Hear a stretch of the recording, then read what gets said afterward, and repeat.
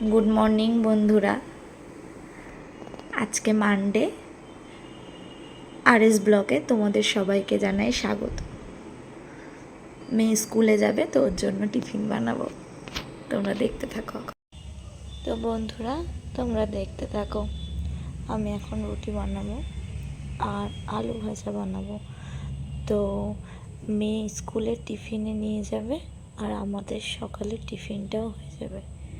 তো জল গরম করতে দিয়েছি, জলটা যতক্ষণে গরম হচ্ছে আমি ততক্ষণে আটাটা ঢেলে নিলাম, আটার মধ্যে একটু লবণ দিয়ে নিলাম। তো এরপর আটাটা মেখে নেব। তো এখানে রুটি করব 6 পিস মতো।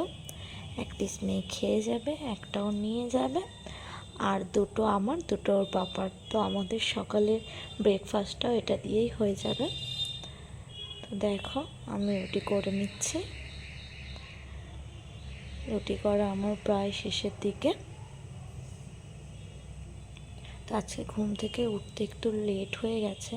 একটু ঘুম থেকে উঠতে লেট হয়ে গেলে সেদিন আর হাতা মাথা পাই না যে কোনটা ছেড়ে কোনটা করি। তো ওর জন্য খুব তাড়াহুড়ো লেগে যায়। মেয়ের স্কুল 7:45-এর মধ্যে ওকে স্কুলে ঢোকাতে হয়, তো ওর জন্য খুব তাড়াহুড়ো লেগে যায়। এবার আলুটা কেটে নিচ্ছি। আলু কাটা হয়ে গেলে এটা ভাজা বসিয়ে দিয়ে মেয়েকে ঘুম থেকে তুলে দেওয়ার পর ওকে ফ্রেশ করিয়ে নিয়ে ওকে রেডি করে দেব। ততক্ষণে আলুটা ভাজা হয়ে যাবে।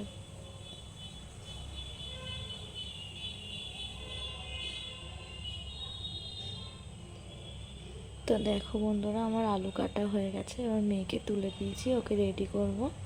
ও রেডি হয়ে গেছে, ওকে খেতে দিয়ে দিয়েছি। এবার আমি ওর টিফিন বক্সটা প্যাক করে নিলাম, তারপর আমি রেডি হব। আমি রেডি হয়ে ওর পাপা রেডি হয়ে একসঙ্গে বেরোবো স্কুলে দিয়ে আসতে। ওই স্কুলে বাসে যাই, তো তবুও মাঝে মাঝে বেশিরভাগ দিনই সকালে আমরা দিয়ে আসি, ফেরার সময় ও বাসে আসে। তো ওকে স্কুলে দিয়ে তারপর আমরা এখানে সবাই মিলে বসে একটু চায়ের আড্ডা চলছিল। তো ওখান থেকে তারপর ফিরে মাছ বাজারে গেলাম। এই মাছ দাদা যে মাছটা কাটছে আমরা এই মাছটাই নিয়েছি। তো তারপর বাড়িতে এসে মাছগুলোকে পরিষ্কার করে নিচ্ছি। পরিষ্কার করে নুন হলুদ মাখিয়ে এখানে রেখে দিলাম।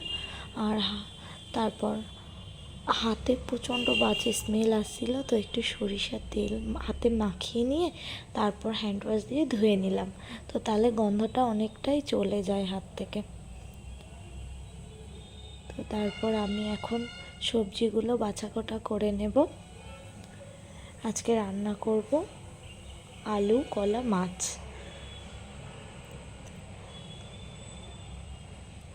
আর তেমন কিছু করব না, তবে রাত্রে যদি কিছু লাগে তো তখন একটু করে নেব।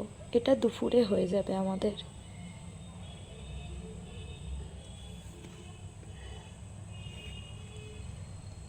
তো এখানে মাছটাকে রেখে দিলাম নুন হলুদ মাখিয়ে। এরপর ফ্রিজ থেকে সবজিগুলো বার করে নেব।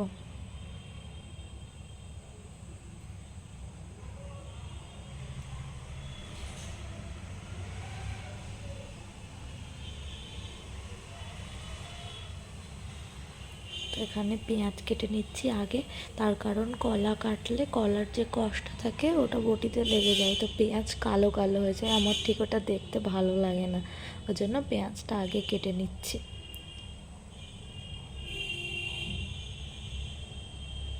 তো আমার ভিডিও তোমাদের কেমন লাগছে একটু কমেন্টের মাধ্যমে জানিও।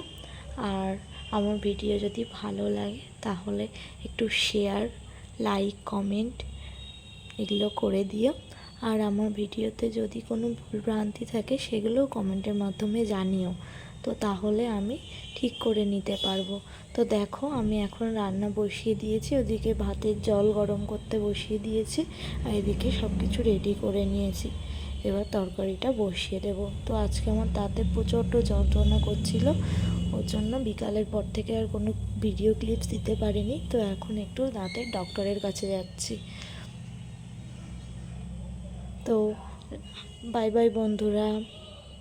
আমার ভিডিওটা কেমন লাগলো দেখে জানিও, আর লাইক কমেন্ট অ্যান্ড সাবস্ক্রাইব করো। বাই বাই বন্ধুরা।